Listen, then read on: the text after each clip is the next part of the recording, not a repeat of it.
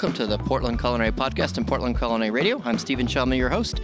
This is one of our on-the-road Bozeman-centric episodes. Super excited about this episode. If you want to see all of my Bozeman-centric content, you can go to adventuresinbozeman.com, whether it's beer podcasts, culinary podcasts, or travel articles.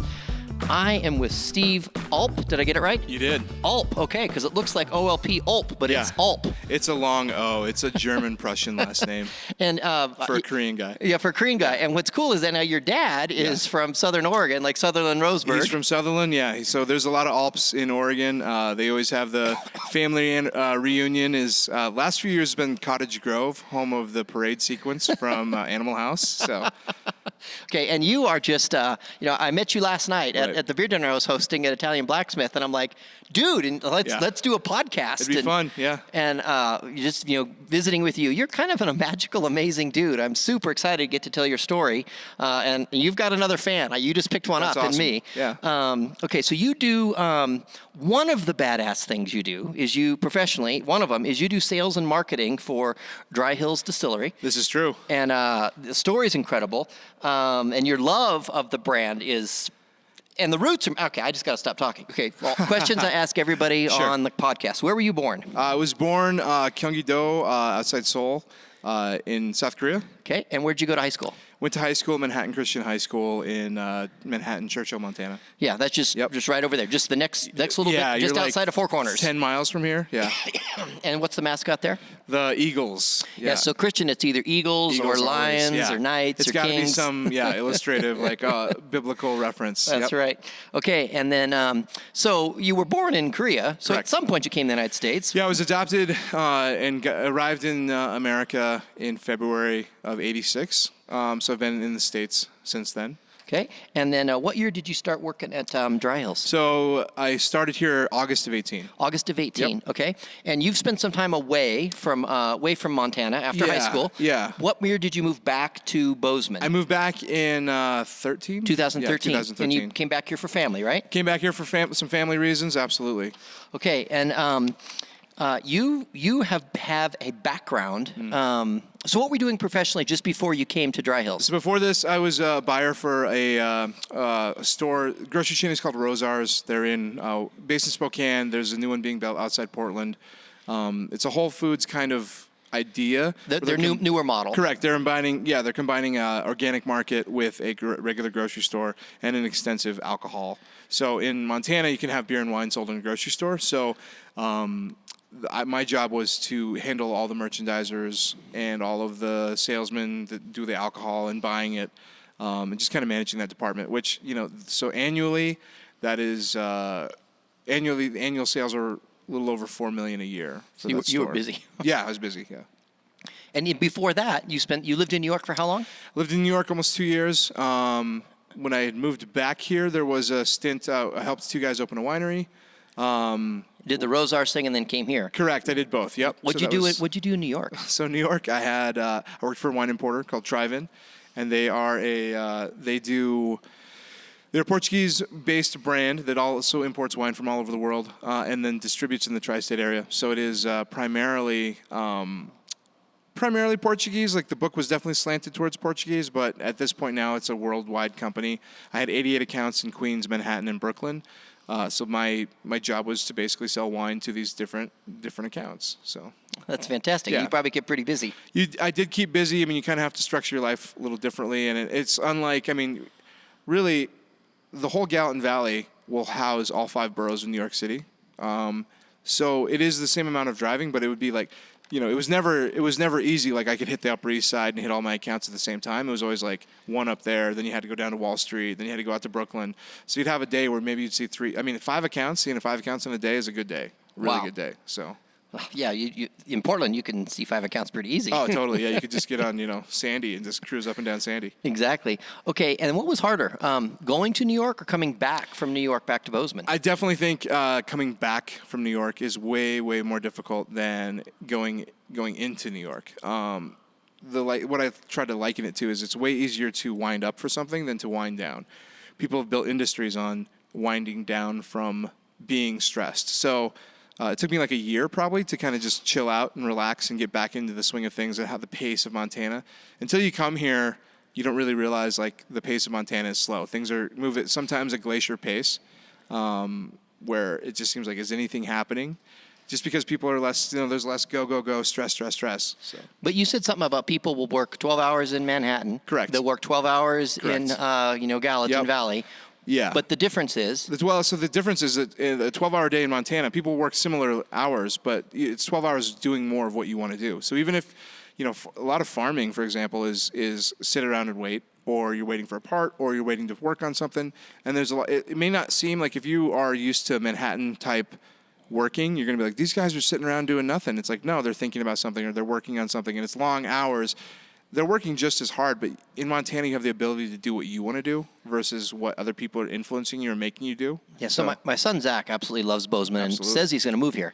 And it hit me today. Last night, we were on the phone talking about how he wants to be more zen, right. peaceful inside. Right. That's part of his spiritual growth, and that he's just doing a great job with. And I think it hit me, talking to you today, that's probably what he loves. That's what he's saying. There's a big zen here in Bozeman. Absolutely. And he is militant in a great, healthy way about doing what he wants to do with his life, professionally. Sure. I kind of modeled that for him. I ditched the career I didn't like and do what I love now.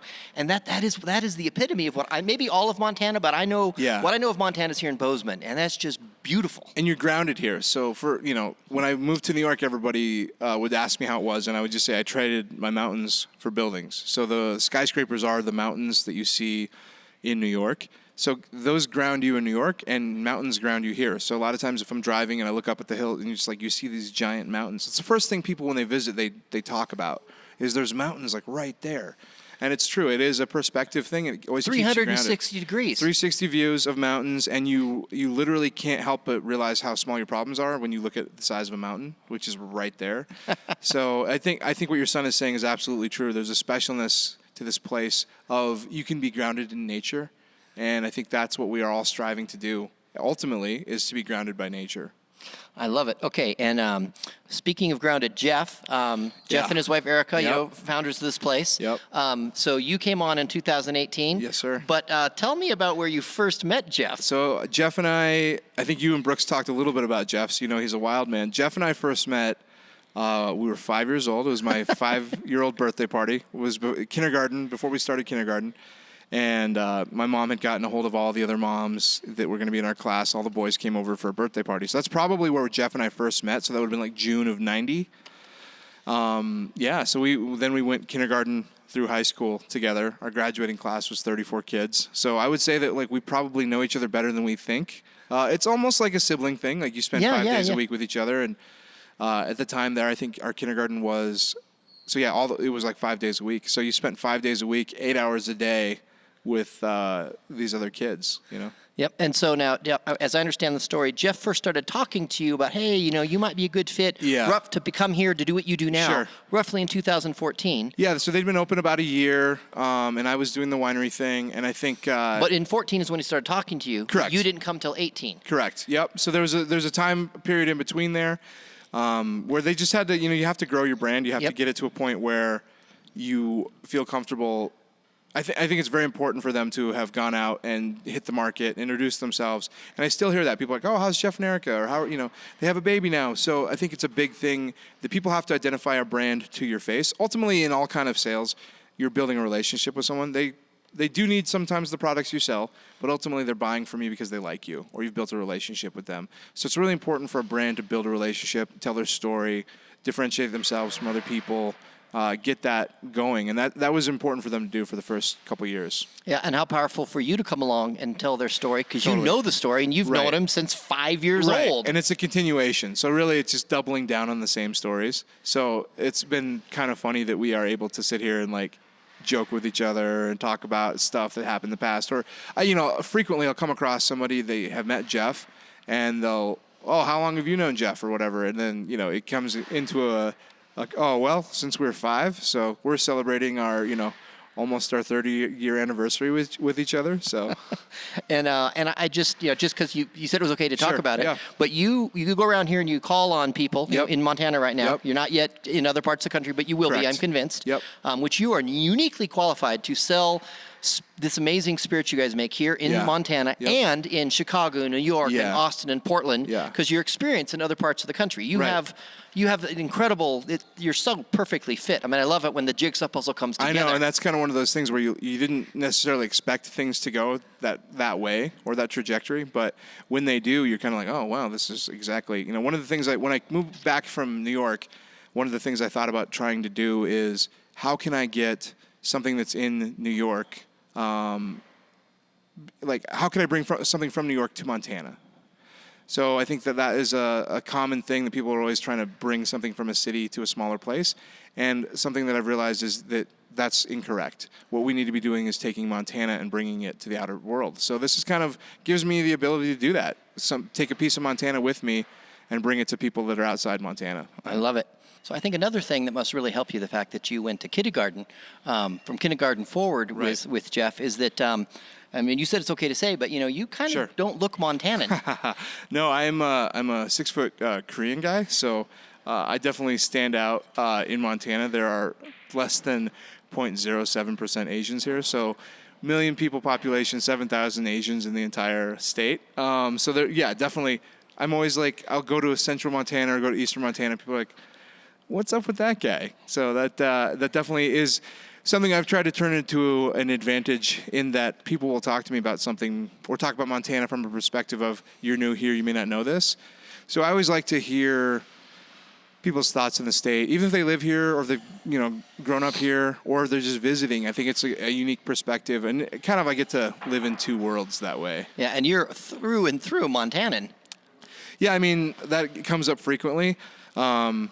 Like, how long have you lived here? And when I come back with over 30 years or something, there's a lot of, oh, okay, well, I've been here since 2007. So there's a lot of... Yeah, I've been here since 86. Right, exactly. Yeah, so, I have some perspective on... I mean, I've literally seen Bozeman double in population since I've been here, so... And you love what you do, the job you have now. I do. I think I'm uniquely qualified for it. I think it's like... it would be hard to do, to have the understanding. When we were kids, when this farm that Jeff now he lives on, his grandparents lived there. His dad lived up the hill. So as kids, we would go, play on the farm. They were also a dairy farm as kids. So I remember, his dad Glenn bringing in, milk warm from the cows still for breakfast. Those are things that I just don't think that you cannot really teach someone experiences. So yeah, and speaking of a unique perspectives, we're going to go off on a tangent because I think it's so amazing. Okay. But I have a perspective that when I go back to Portland, people look at me like I've grown a third. I go, man, the food in Bozeman is so incredible. Right. And so I've been coming back, once a year. And you have this incredible, I'll put the link on the podcast, but you have an incredible Instagram. You have two Instagram feeds. We'll talk about both. One is you eat amazing food across the state and you post pictures of it. Yeah. So, I mean, part of the job is you're traveling all over the state. So I would say that probably on average, I'm in 100 bars/restaurants a month. So a lot of those are repeating. But so that gives me the unique qualification of like, hey, I'm traveling the state. I'm eating delicious food. So, I mean, a big thing for me is like, how do you get to know people or how do you get to know someone's business or understand what they're trying to do? And then how can I bring a spirit to you that maybe will help your business or you might want to sell? Is you have to eat the food. So, a year ago, I kind of started doing this, and then since the beginning of this year, I've uploaded a delicious food picture every day, something that I've eaten. And at this point, I have a backlog of like a week, so a lot of things are about a week out from when I actually ate them. But I've been posting a picture of food every day this year, and I'll do it for a year, and I'll see. Sometimes it becomes a chore, like, oh gosh, I got to go eat something delicious so I can take a picture of it. Only a food writer or food personality would understand that. Right, I get it. True. But it's like, other people think you're nuts. But no, I'm my next stop. As soon as I leave here, packing up and getting there as fast as I can to sashimi. Yeah. And you've got beautiful pictures of it. Yeah, the sashimi bar is, I think it's the best restaurant in Bozeman, or it's top 3 in Bozeman, and I think it's the best sushi in the state, hands down. It would be, in my opinion, probably it's still rough around the edges in some ways, and it would be tough for it. But as far as like the idea behind a Michelin star or somebody getting really renown and some focus, that'd be probably the restaurant that would be, for sushi anyway, definitely the most interesting one. So I think that they are just doing incredible incredible stuff there. They're getting fish flown in every day, or at least 4 or 5 days a week, from Japan and from all over the West Coast. They had ocean trout from Tasmania the other day. So it's been pretty interesting to see them as they've progressed and as they've grown in it. I mean, they're doing amazing food. So if you are into sushi and you're in Montana and you're in Bozeman, you have to go. Omakase style. It rivals anything I've ever had in San Francisco, New York. And here's the Vegas. deal. I could hit on any picture. Yeah. And you could tell me the same amazing story. I would tell you an amazing story about each place, yeah. And so all you got to do is if you're coming to Montana, Right. you got to go to, people just search on Instagram, because now some people listen, Sure. they don't go to the website. Sure. But you can go to portlandculinarypodcast.com and Yep. see the talk of all this listed. But Steve Olp. Yeah. But then how do you pronounce your... So my Instagram handle is kind of a joke. There's a Korean joke in there and an Asian joke in there. So I am pretty irreverent, but there was a song a couple years ago by the singer Psy. Yep. And so Oppa became like a term that Americans were familiar with. So for a while there, I was calling myself Olpa, using my last name in there. So, but anyway, my Instagram handle now is Oppa Panda Man. So those all flow into one word. So OPPAPANDAMAN. So I couldn't help myself. So yeah, if you want to eat good food in Montana, just go wherever he's put a picture up. Yeah, and I usually tag him. So there's usually a tag underneath my name on each picture, so you can find the restaurant. Yeah, and you will not be unhappy. Okay, so then you have your second Instagram feed that is just amazing. I do. So tell me the name of that one. So that one is Dry Hills Drummer. So that's the name of the distillery plus the word drummer. So historically, the term drummer is what a whiskey salesman would be called. So that's where we get the term drumming up business. There's a black and white. So in the Old West. Correct. The Old West, the whiskey salesmen were called drummers. Yep. So that's they'd be out there drumming up business, which meant they were selling whiskey. There's a black and white film called What the Whiskey Drummer Heard. So it is a term that has kind of fallen by the wayside, but again, because I'm irreverent and I have I like to think that I'm funny, I'll tell people, oh, what do you do for work? I say, oh, I'm a professional drummer. And then they expect me to play a drum lick or something like that. So no, I drum whiskey. Yeah, well, and then you get to tell the story, and then it's like, oh, that's kind of a cool thing. So, yeah, actually, my new business cards say whiskey drummer on them. So I think that is fantastic. I think it's fun. I absolutely love it. Okay, and you love this whiskey. I do like the whiskey. Yep, absolutely. Okay, I'm going to drink about it, and you give us your take on it, what you find, what you like, what you enjoy. Tell us the whiskey story. Sure. So, I mean, for me, like, obviously, so the mash bill on this is 80% hardwood spring wheat, 12% rye, 8% malt barley. The big thing we're doing here at the distillery is we only are distilling things that we're growing. So it's our product. It's called Bin 7. I think Brooks talked about that, how that's the bin that the wheat is kept in. One of the things you can do in modern farming with the combine is you can see the quality of wheat you're getting as it's being harvested. So we put our highest quality wheat into that bin. So we really stress the high proteinness of it because Jeff's oldest brother loves talking about high protein. It's actually terrible for distilling because you have to break all the protein down to distill it. So it's actually kind of a bad thing, but he's very proud of that, and I think that we are too. But so the mash bill being that the 8% barley that's in there is two-row barley from Miller Coors. And we've had contracts going back for like 50 years of selling them malt. So that's kind of a fun little thing too. Total control over this has also given us the fact that we can kind of control the aging. I mean, in as much as you can control aging. But we batch these. Every time we do a whiskey release, it's a batch of a 10-gallon barrel, which is a French oak barrel, 30-gallon, and a 53. Those are both American oak, new American oak, toasted to level 4.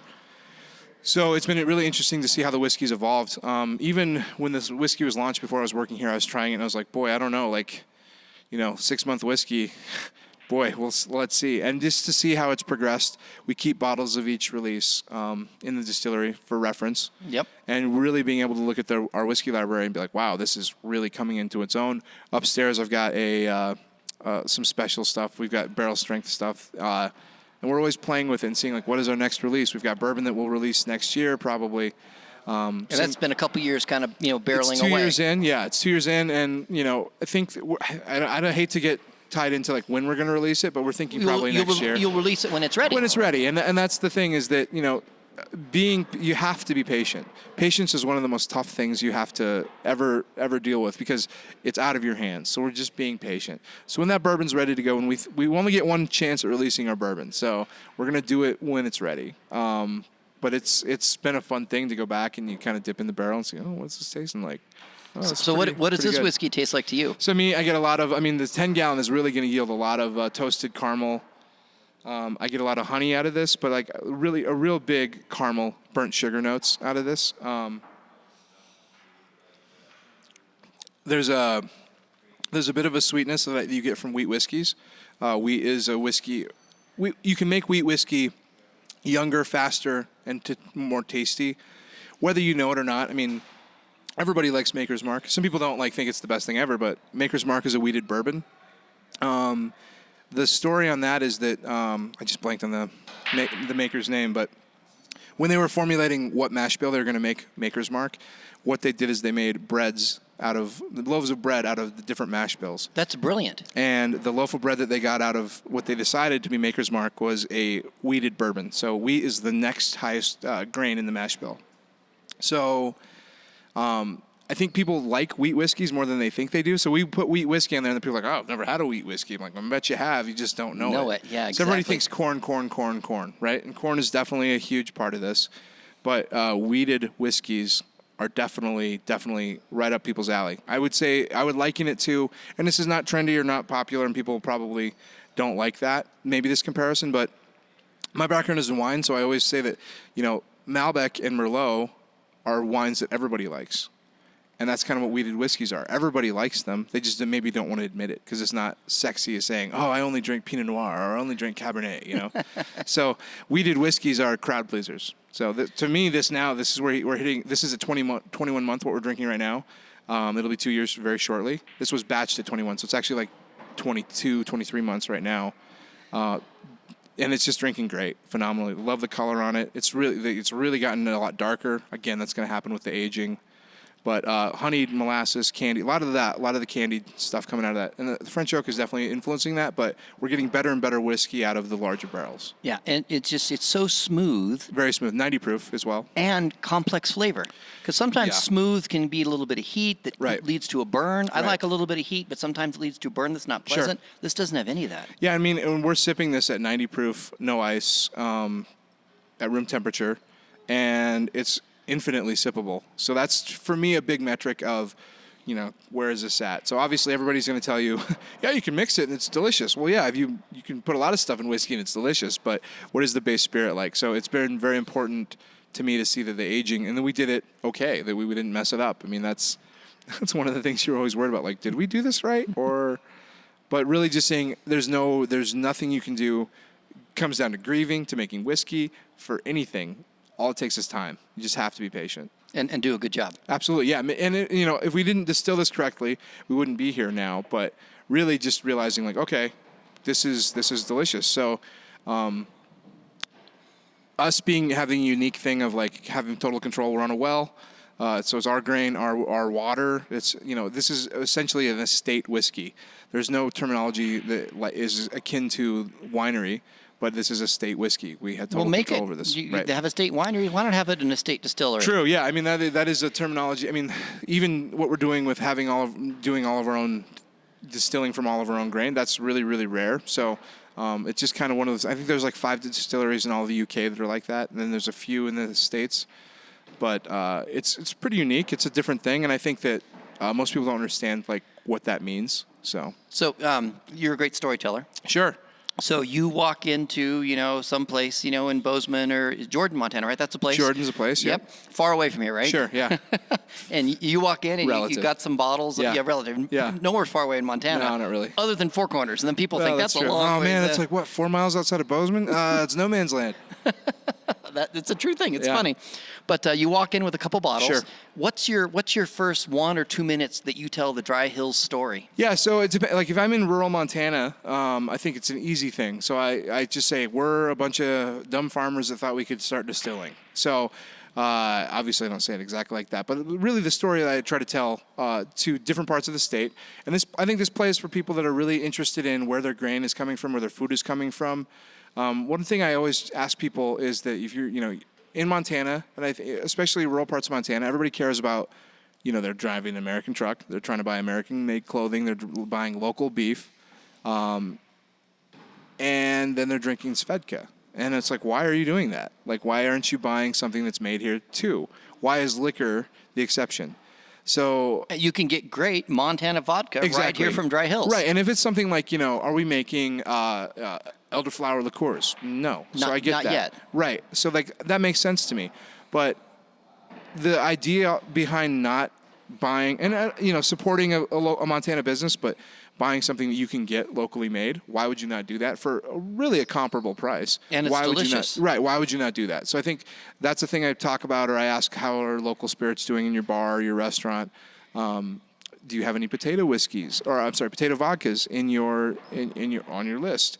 So kind of just asking them some questions and trying to understand their business rather than like trying to sell them on the idea of us. I try to understand how we could potentially go into business with each other using something like maybe they don't have a local distillery, or maybe they're like, yeah, we'd like to do some work with you, or we've tried Montana whiskeys and they haven't worked before, or whatever it is, and say, well, this is the thing that makes us different. And you want it to be a win-win. I do. For them and for Always. You. And that's true of everything in my life. I'm looking for mutually beneficial situations. So I'm looking for, we can sell whiskey here. I can hang out with you guys, get to know you. We can build a relationship together. When you're in Bozeman, come out and visit us. We'll take you out to the farm if you want to.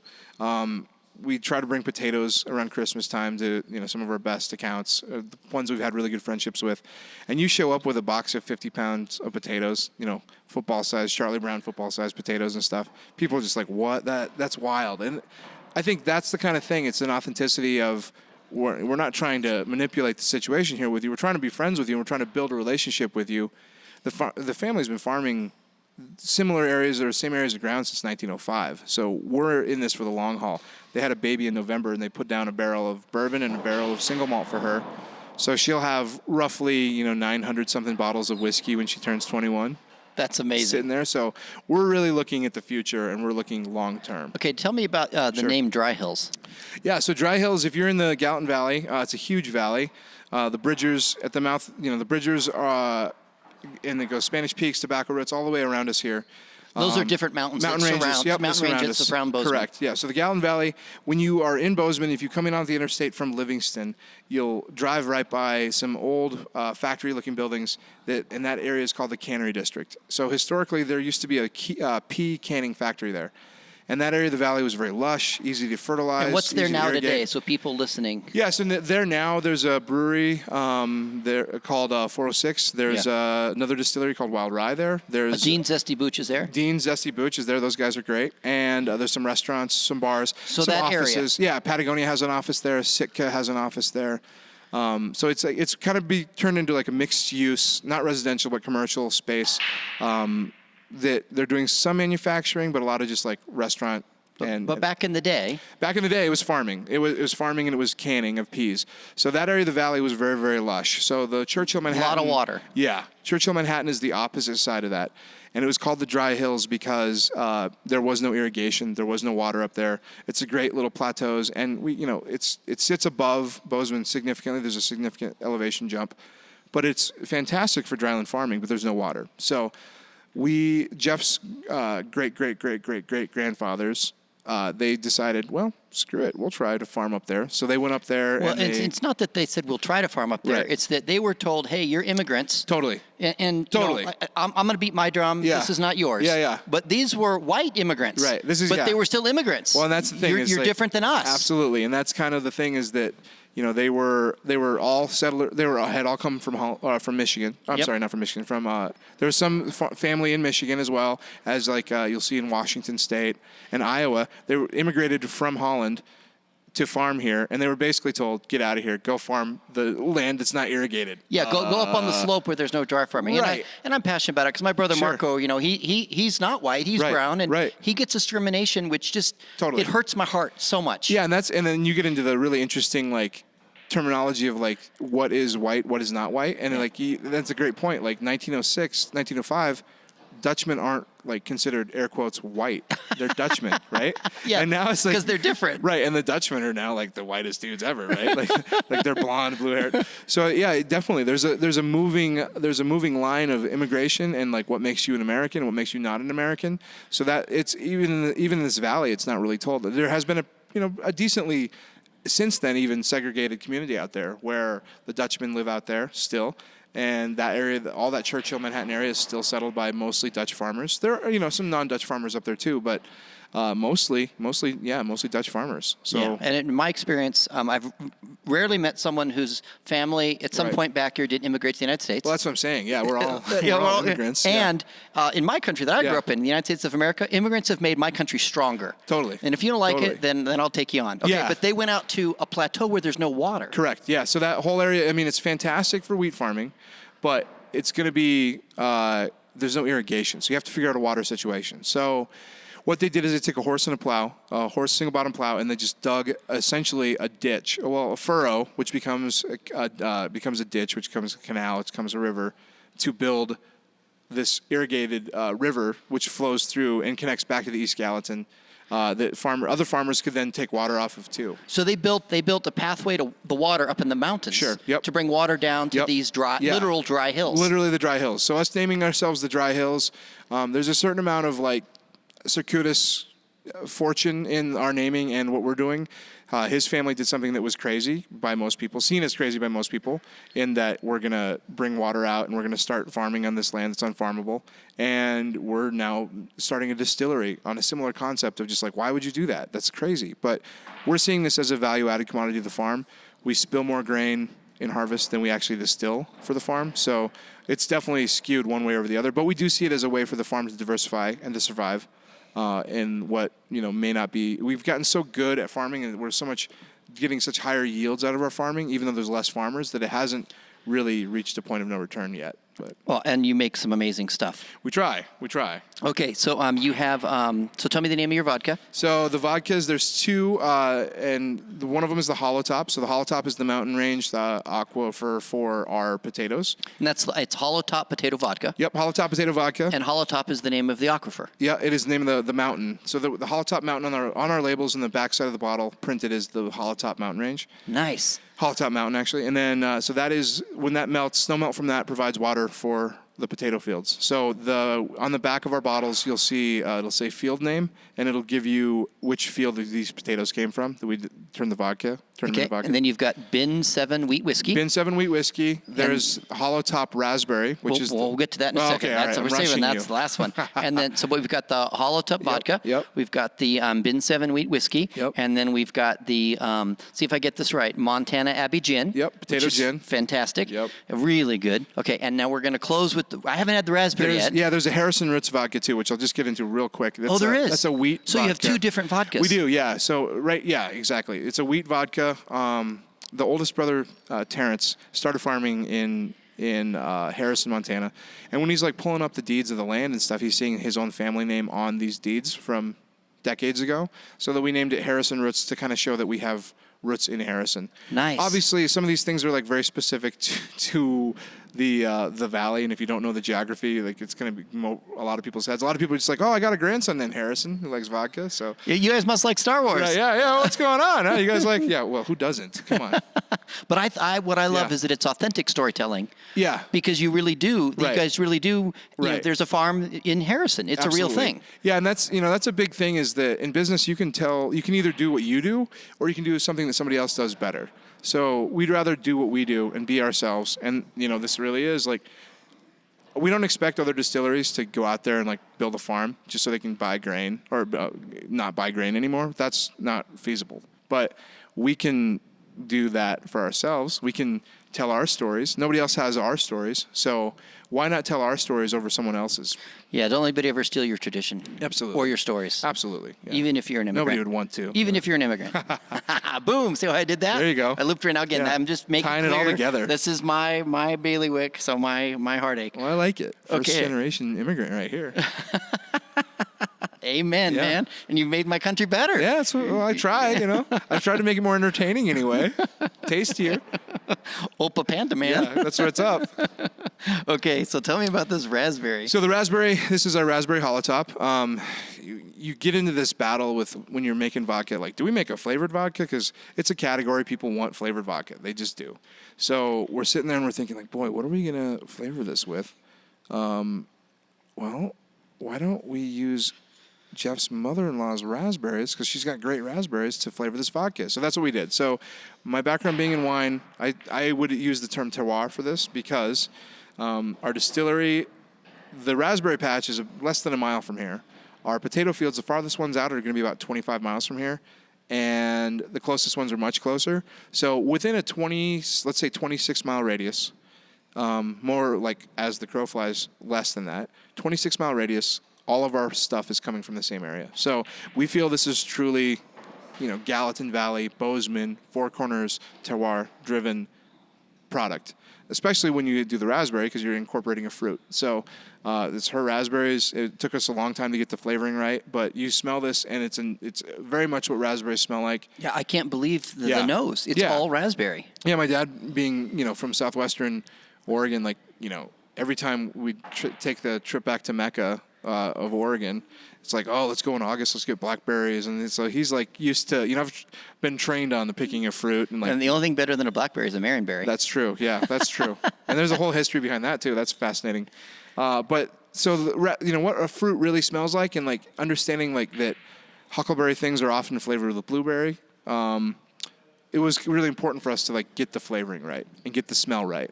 So it truly smells like raspberries. And that's a big thing I'll say is pull out Stoli Raz, drink that. It'll taste saccharine. It'll taste like candy. And this doesn't. This literally smells and tastes like what a raspberry patch does. And it'll take you to a place. If you've ever smelled real raspberries, if you buy real raspberries, you're going to definitely identify that. And it disappears in fruit too. So it's been a really, really fascinating thing for us to pick a flavor and to see how that goes. It's also 80 proof, which is a little different because usually flavored vodkas are going to be lower in alcohol. And it's dangerously smooth.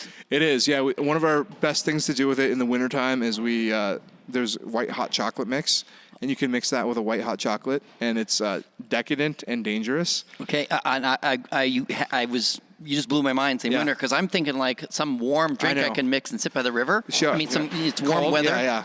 Well, for me, this is a raspberry lemonade. So, I'll make raspberry lemonades in the summer and crush them on the river. You go out fishing, put them in a separate thermos, and you got ice cold raspberry lemonade. Okay, so you make lemonade and you dump this in it. Yeah. Yep.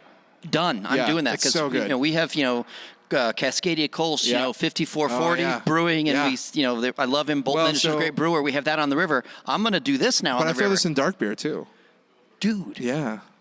Oh, I love that. I love mix. I love beer cocktails. So you interviewed Mark from Bozeman Brewing yesterday, or a couple days ago. So Mark, we did a beer in collaboration with them. We gave him a whiskey barrel. They made a whiskey porter and then I've been going around and doing some tastings with Mark because Mark's a great guy. Yeah, you can listen to his podcast. Totally, yeah. Check him out. He's a great guy. And we did a tasting together in a bar in Helena. And I was like, you know what? I want to try this. So I put some of this vodka in his whiskey porter, and it was delicious. So I love that. I'm a big fan of mixing liquor or mixing your stuff. That's exactly what I do. When I taste a really good cider, sometimes where my head goes is what gin or whiskey can I put in this? Well, then last night at the dinner, we had gelato and donuts. He made gelato donuts, and then we had a whiskey barrel-aged porter, or I think it was a porter or something. Yeah, from Bunkhouse. Yep, and then I dumped that beer in top of my ice cream. I heard that people were making boozy shakes. Yeah, because it was why would you not do this? So you're a good man. Whenever I see something and I can make it more delicious, I'm going to try to do that. I think that's one of your many superpowers it's fusion. Right there. Yeah, man. Well, and this goes back to we're stronger together with more diverse parts than we are singularly. So okay, so I somehow missed. I had the hollow top potato. Yeah. I missed the Harrison. We'll come back to it. Yeah, you should definitely try it. Okay, and we're going to end the podcast. So we'll get to. But my sweetheart, she loves Tranquil Thursdays. Sure. We have a vodka martini. Sure. I have a gin martini. I used to cook, but now she's an amazing cook. So before I was with her, and so she cooks. I stare at her darlingly, make the martinis. We listen to Frank Sinatra, and I feel bad for her that she's having a vodka martini and not gin because I love me a gin martini. Sure. But she likes a gin that has some flavor to it. Sure. And I used to say, she likes a little bit of a rougher martini, or vodka. And she goes, that's nah. She wants flavorful. So which one? I'm going to buy a bottle and take it from her. Which one should I take back to her? I think potato. And for her, I think the drink you can make is make a Vesper. It's half gin, half vodka. Oh, yeah, we do that. Yep. So, that would be the first thing. But I think potato for her, I think that if I'm going to drink like a vodka soda or if I'm going to drink vodka water, vodka by itself, I prefer potato vodkas. There's a difference in flavor. It's subtle. It's a mouthfeel flavor difference too. Slightly sweeter. Not in like a. My palate is. I don't like sweet things, but I do like it in a potato vodka. It's more of a flavor of like something rather than purely an ethanol flavor, which is what I find in a lot of times just grain vodkas. And the Harrison is a wheat vodka. Did I get that right? It is. Yep. Okay. So what the heck do we do with that then? So grain vodkas are going to be typically when you're thinking about a vodka for Bloody Marys or thinking about a vodka for that you just want to disappear in something. That's what, grain vodkas are less expensive. And I think that they are primarily if you don't want to taste the booze, right? So for me, in a Bloody Mary, I actually prefer the potato because there's always that spot in that drink where you're sucking it down and you hit a patch of alcohol. Yeah. And for me with the grain stuff, I get a lot of it does taste ethanol boozy to me. But with the potato, you're like, oh, potato flavor. So, but I also like to put gin in my Bloody Marys. I also like to put tequila in my Bloody Marys. I also like to put whiskey in my Bloody Marys. So now that I've never heard. Yeah. So I like all of those things because I think they're delicious. So, yeah, I'm a weirdo. So maybe that's not for everybody, but I do find that I like the complexity of it. I guess too neutral for me is a bad thing. Yep. But if you're looking for something that you can mix with and just have the flavor disappear because you want to highlight other flavors, then go with the Harrison. Yeah, if I'm infusing something, so we have we're doing some Serrano pepper vodka right now. We're using the grain vodka. Yeah. So last year, we a couple of years now, tradition. We take we make a special Christmas martini. We invent one. Sure. And take it over to her sister's house. And sure. They're wonderful people. Yeah, and we put candy canes in them in the Christmas. Oh yeah. Christmas time. So last year she did it in cranberry infused vodka. Nice, yeah. So that would be the Harrison. That's exactly, and that's and the price point is a lot less. Because grain is way easier to process than potatoes too. Yep. But that is its intended purpose. That was a response after a year being open, being in Eastern Montana and running across bars that were like, yeah, we'd love to support your products, but nobody here is drinking, $14, potato vodka martinis. Yep. Or whatever. So we're like, yeah, that's good feedback. So we should make a less expensive grain vodka product that then they can put in anything. And you happen to grow some wheat. Yeah, we grow a lot of wheat. So it was and it's funny because, people are like, oh, you guys grow weed? I'm like, well, no, we grow wheat. Oh, okay. So it's always the funny, wait a minute, what are you guys growing? This is a weed vodka? So nobody's making one yet in Montana. It'll probably happen. Yeah. All right. Well, I got to tell you, Steve, I love what you do. I love your product. You've got a fan in me. I wish you all the best. Thank you so much for coming on the podcast. Thanks for having me. All right. Cheers.